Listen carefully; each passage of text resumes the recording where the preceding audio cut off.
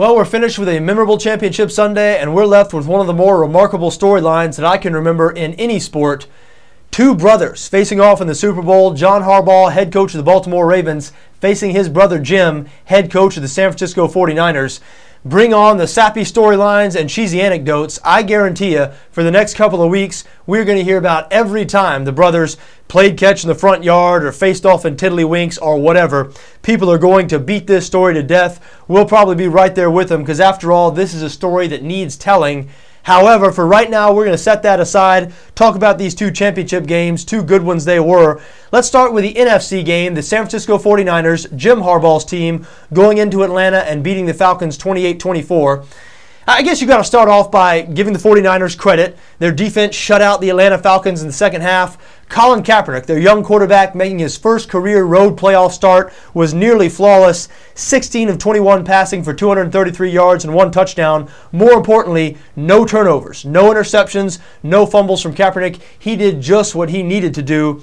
But really, the story of this game was the Atlanta Falcons letting one get away. This was an inexcusable loss for Atlanta. They were up 17-0 in this game in the second quarter and just blew it. They were shut out in the second half. Matt Ryan, after playing probably the best half of football in his career in the first half, turned around in the second half, and even though he made some good throws, two critical turnovers, an interception he threw to Chris Culliver, and a fumble when he mishandled a snap that were drive killers. Both those happened in San Francisco territory, and that was really the story of the game. Matt Ryan made the mistakes that Colin Kaepernick was able to avoid. San Francisco pulled it out in the end when Atlanta was stopped on downs inside the San Francisco 20. I mean, it was a great game, came right down to the end. But the 49ers moving on with a 28-24 victory. Remember, last week the Falcons also collapsed. They were up 20-0 over the Seahawks, fell behind 28-27 in that game before pulling it out in the end when Matt Bryant made a 49-yard field goal. No such luck this time. Atlanta goes home. Matt Ryan now 1-4 in the postseason in his career. And we'll see what the Falcons do to address this in the offseason because the pieces are there for them. I mean, Thomas Dimitroff, their general manager, has put together a good football team.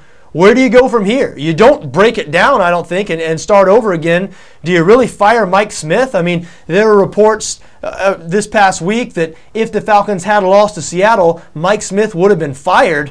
That would have been a surprise to me, being that Smith's had so much success in his 5-year tenure as Atlanta head coach. But I guess you've got to do something, right? I mean, nearly blowing a 20-0 lead and then blowing a 17-0 lead, both times at home in the postseason. That's inexcusable. So it'll be interesting to see what Atlanta does, if they do anything. We know this, though. They will be watching the Super Bowl on television with the rest of us. The 49ers advancing to that game, and they will face the Baltimore Ravens after the Baltimore Ravens shocked the NFL watching world by beating the New England Patriots 28-13 in Foxborough. Remember, New England was nearly a double-digit favorite in this game. Not anybody, I don't think, was giving the Ravens a chance to win. Well, I shouldn't say not anybody. Maybe a few more people were giving them a chance to win than were giving them a chance to beat Denver last week. I mean, can you believe this Baltimore Ravens team that lost 4 out of their final 5 regular season games went on the road in consecutive weeks and beat the Denver Broncos and the New England Patriots in the playoffs to advance to the Super Bowl? It's incredible. And you've got to give all the credit in the world to this Baltimore defense. You know, after finishing 17th in the NFL in the regular season, the worst they finished in the 16 years that Ray Lewis has been in Baltimore, 17th in the league in total defense, they totally turned it around in the postseason.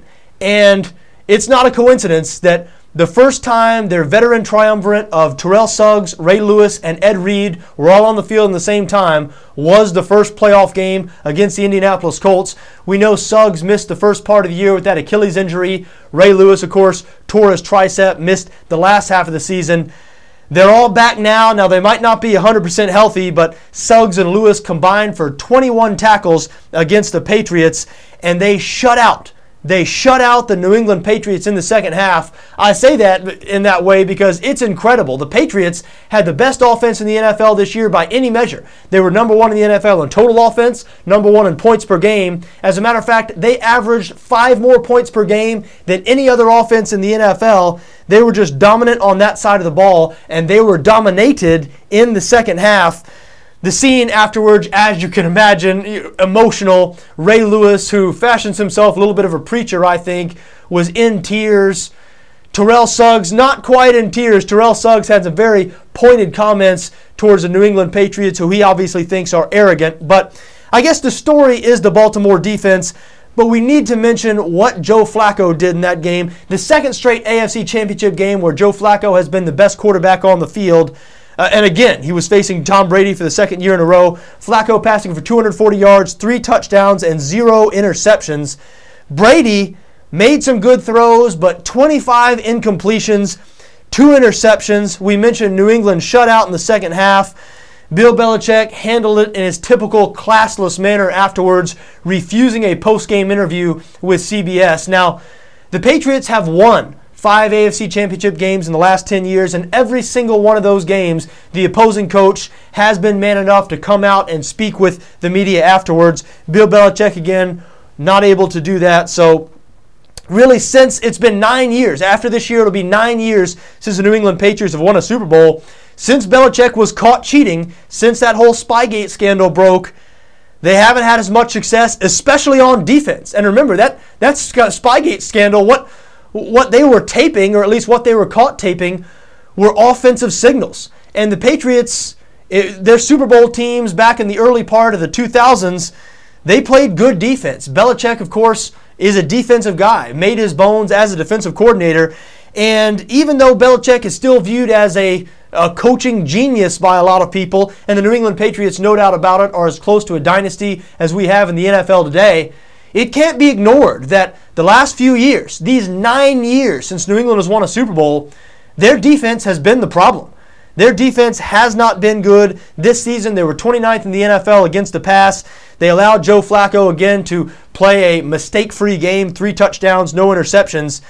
And so it's time to point some blame at Bill Belichick, I believe. The defense, which is supposed to be his baby, has not gotten the job done in recent years. So once again, the New England Patriots will not be winning the Super Bowl this year. Now that being said, Belichick, obviously one of the finest coaches in the NFL. As I mentioned, the Patriots as close to a dynasty as we have in the NFL. And even though I said the defense has been the main problem over the last few years, and it has been, it was the offense. It was the offense in this AFC Championship game, getting shut out in the second half by that Baltimore Ravens defense. So there you have it. San Francisco and Baltimore. Nobody could have predicted it. Even going into yesterday, going into these games, it was such a long shot that it would be 49ers and Baltimore Ravens, because it was a long shot that Baltimore would be able to pull out a road win against New England. But that's exactly what they did. BETDAQ has released an early line on the Super Bowl. San Francisco a 4-point favorite. We'll get into that game, of course, plenty over the next couple weeks, including, I think, we'll post our first Super Bowl preview video here in a little while. So we do hope you check back on BETDAQ NFL. Until then, for BETDAQ NFL, I'm John Arnette.